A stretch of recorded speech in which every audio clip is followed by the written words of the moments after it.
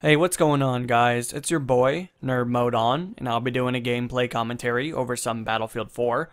In this particular installation, I'll be using the Scar H on Operation Locker, and you guys are going to quickly find the action is going to be unbearable at moments, considering that the amount of explosions and the amount of action occupying the screen is going to be pretty chaotic. And this was definitely a gameplay I do remember recalling. It was a very good gameplay by itself, and I definitely did have a high amount of action occurring at a very steady pace. I go on some pretty good kill streaks overall, and my ability to lock on to the opposition and being able to mag dump them down range was pretty accurate in most accords, which is definitely very nice. The Scar H has definitely became one of my favorite weapons as I continually talk about it in the highest regard and give you guys tons of information and relevance to how it performs. And it's definitely a very good weapon for what I like to do with it. I find it to be a gun that's great at medium to long range like I've talked about many times, but when it comes down to it, the engagements that I enjoy engaging in are usually considered medium range.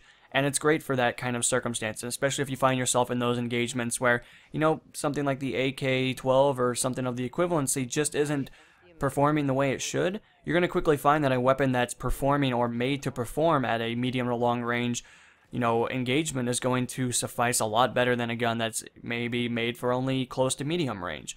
And I know that stuff seems pretty, obvious to most of you guys, but it's crazy when you actually start playing and you realize that you enjoy a gun that's maybe set for close range and you try to use it at a long range engagement. It doesn't always work out the way you might have imagined, no matter how great your accuracy is, no matter how great your ability to predict the path of the opposition. It's always better to use a gun that's dynamically created for that particular engagement.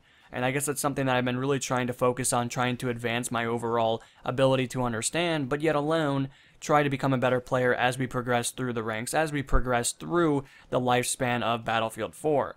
And that's just something that kind of came to me. I was like, I wanted to talk with you guys about it. I wanted you guys to realize that, statistics may mean so much, but having the ability to understand that a gun is created for a particular circumstance is going to lead you to become a lot more, maneuverable when it comes down to the engagements that it wants you to use, and it's going to make you a better player overall, which in turn, you're definitely going to be able to find through time. You're definitely going to have better stats overall, and in some cases, you're going to quickly find that your ability to kill players is at a higher consistency than maybe it might have been in your earlier time. But overall, guys, that's kind of just something that kind of hit me. It struck me as if it was some new news, but I had always kind of knew it in the back of my mind, but I'd never really jumped on that circumstance, never really jumped on those and decided to use a weapon that was designed for particular engagements. And, overall, I haven't really played Battlefield in the last couple of days, but it's definitely been something I look to jump right back into. I've been playing so much DayZ to the point where it's overwhelming at times.